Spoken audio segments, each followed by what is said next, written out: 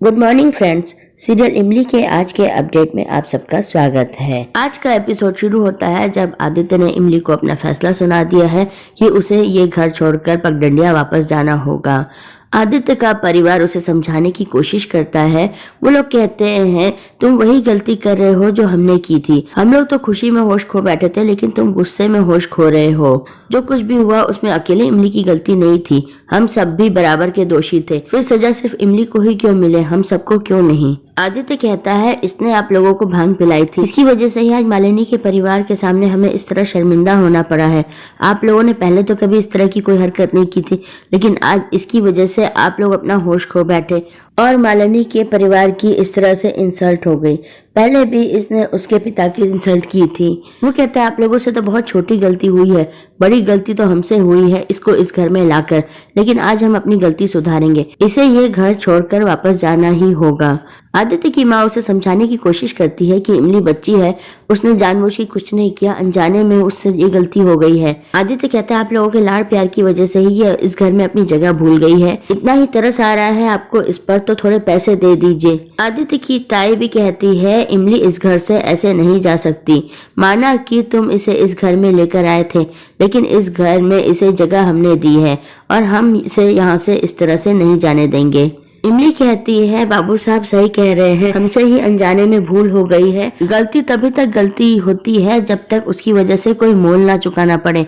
आज हमारी गलती की वजह से आप लोगों को मोल चुकाना पड़ा है, इसलिए ये गलती पाप बन गई है। आप लोग बहुत अच्छे हैं, लेकिन हम नहीं चाहते कि हमारी वजह से आप लोगों को और कोई परेशानी हो, इसलिए हमारा इस घर से वापस चले जाना ही ठीक होगा। आदित्य के माता पिता कहते हैं लेकिन अभी ये इस तरह से ऐसे नहीं जा सकती, कल तुम्हारी सगाई है। आदित्य कहता है तो ठीक है, कल सगाई तक इसे यहाँ रहने देते हैं, लेकिन उसके बाद ये इस घर में 1 मिनट भी नहीं रुकेगी, तुरंत यहाँ से चली जाएगी। इधर गांव में मिठी अपने घर में रंगोली बनाती रहती है। सत्यकाम कहता है शिव पूर्णिमा के दिन ही तुम परदेसी बाबू से मिली थी ना, मैं वहाँ होकर भी उस वक्त तुम्हें नहीं बचा पाया था। मिठी कहती है मैं परदेसी बाबू को नहीं, इमली को याद कर रही हूँ।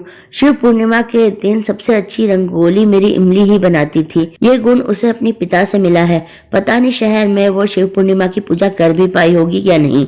सत्यकाम कहता है मैंने अपने आदमी लगा दिए हैं, वो बाबू के घर दफ्तर का पता लगा लेंगे और फिर मैं तुम्हें दिल्ली ले चलूंगा इमली से मिलाने के लिए। शिव पूर्णिमा की पूजा के लिए इमली ने जो तैयारियां की है, रंगोली बनाई है, वो सब उसे साफ करती रहती है।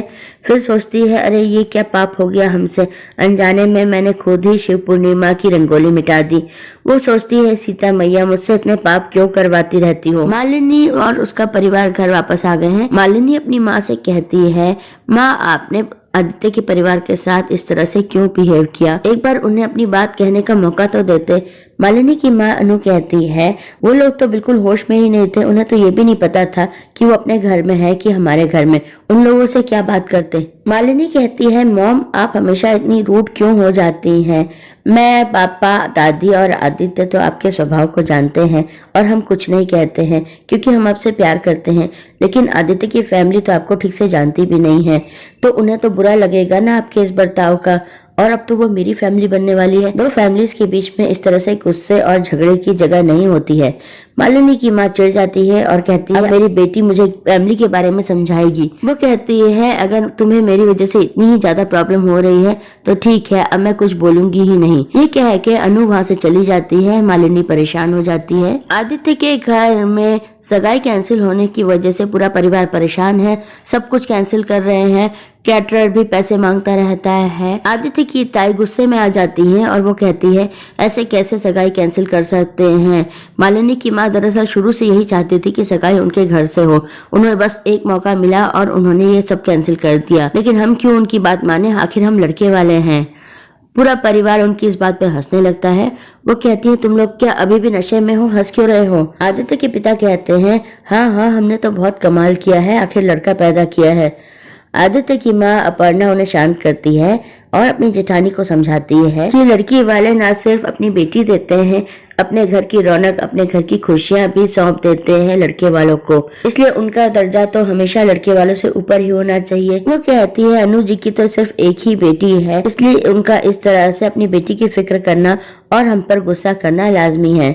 आदित्य के पिता कहते हैं इस वक्त ये समस्या नहीं है, इस वक्त तो सबसे बड़ी समस्या हमारा बेटा बना हुआ है जो इमली को किसी भी हालत में इस घर से वापस भेजना चाहता है। अपर्णा कहती है आदित्य इस वक्त इतने गुस्से में है कि वो किसी की भी नहीं सुनेगा। आदित्य मालिनी से बात करता रहता है। मालिनी उससे अपनी माँ के बिहेवियर के लिए माफी मांगती है। आदित्य कहता है इसमें उनकी कोई गलती नहीं है, माफी तो हमें मांगनी चाहिए अपनी तरफ से और अपने परिवार की तरफ से। मालिनी के लिए सर्वेंट्स खाना लेकर आते हैं। वो कहती है हमें भी भूख नहीं है। आदित्य कहते हैं क्या हुआ? मालिनी कहती है माँ ने खाना भिजवाया है लेकिन हमारा खाने का मन नहीं है। आदित्य कहता है आप कहे तो हम आपके लिए कुछ बना के ले आए। मालिनी बोलती है हम जानते हैं आप 2 मिनट नूडल्स के अलावा कुछ नहीं बना सकते। आदित्य कहते हैं आप हमें पूरी तरह से नहीं जानती हैं। मालिनी इस बात पे कहती है अच्छा क्या छुपाया है आपने हमसे। आदित्य को अपनी और इमली की शादी याद आ जाती है, लेकिन फिर वो बात संभालते हैं और कहते हैं हम अभी आपको वहां आकर बताते हैं। मालिनी कहती है आप इतनी रात को हमसे मिलने आएंगे, कल सगाई है। आदित्य कहते हैं आप ही तो कहती हैं कभी कभी हमें रोमांटिक होना चाहिए, आप रुकिए हम अभी आपके लिए कुछ खाने के लिए लेकर आते हैं। आदित्य किचन में जाकर बर्तन खटकाने लगते हैं। इमली सोती रहती है, उसकी नींद खुल जाती है। वो सोचती है बिल्ली है, झाड़ू लेकर जाती है बिल्ली को मारने के लिए। देखती है आदित्य कुछ बनाने की कोशिश कर रहे हैं। इमली कहती है बाबू साहब हम आपकी कुछ मदद कर दें, आपको भूख लगी है तो हम कुछ बना दें। आदित्य बताता है कि मालिनी ने सुबह से कुछ नहीं खाया है, इसलिए हमने सोचा हम उसे कुछ बना के खिला दें, लेकिन रहने दो हम कुछ ऑर्डर कर देते हैं। इमली कहती है आप तो बड़ी बड़ी डींग हाँका है कि खुद बना के लाएंगे और आप बाजार से मंगाएंगे, झूठ बोलेंगे क्या? लाइए हम रोटी बना देते हैं। इमली रोटी बनाती है। मोटी मोटी रोटी देख के आदित्य को याद आता है कि उसकी माँ ने उसे मोटी रोटी खिलाई थी। वो कहता है उस दिन जो हमने रोटी खाई थी वो भी तुमने बनाई थी क्या? इमली कुछ जवाब नहीं देती है। इमली मालिनी के लिए रोटी और पूरा खाना पैक करके दे देती है आदित्य को। आदित्य मालिनी के पास आते हैं और उसे वो रोटियां खिलाते हैं। मालिनी ज्यादा नहीं खा पाती, वो कहती है अब रहने दीजिए। आदित्य कहते हैं हमें तो ये रोटियां बहुत पसंद है, आपको पसंद नहीं आई? इमली ने बनाई है, वो कुछ भी काम ठीक से नहीं करती है। आदित्य कहता है खैर कोई बात नहीं, आज के बाद नहीं खानी पड़ेगी, कल से तो वो यहाँ से चली जाएगी। मालिनी कहती है क्यों? आदित्य कहते हैं आप जानती हैं सब कुछ उसकी वजह से हुआ है, उसी ने हमारे पूरे परिवार को भांग खिलाई थी जिसकी वजह से इतना कुछ तमाशा हो गया। मालिनी कहती है आदित्य आपको सिर्फ वही नजर आया जो हमारी माँ के तानों ने आपको दिखाया, हमें ये नजर आया कि आपका पूरा परिवार एक साथ कितना खुश था और हमने तो हमेशा से ऐसे ही परिवार की कल्पना की थी। वो कहती है इमली आपके परिवार के बहुत करीब है और पापा ने भी जब से उसे देखा है वो उससे बहुत इम्प्रेस हुए हैं। मैं भी चाहती हूँ कि शादी के बाद मैं इमली से बहुत अच्छा बॉन्ड डेवलप करूँ। आदित्य कहते हैं अनजाने लोगों से अनजाना रिश्ता बहुत तकलीफ देता है। मालिनी कहती है आदित्य आप क्या कहना चाहते हैं?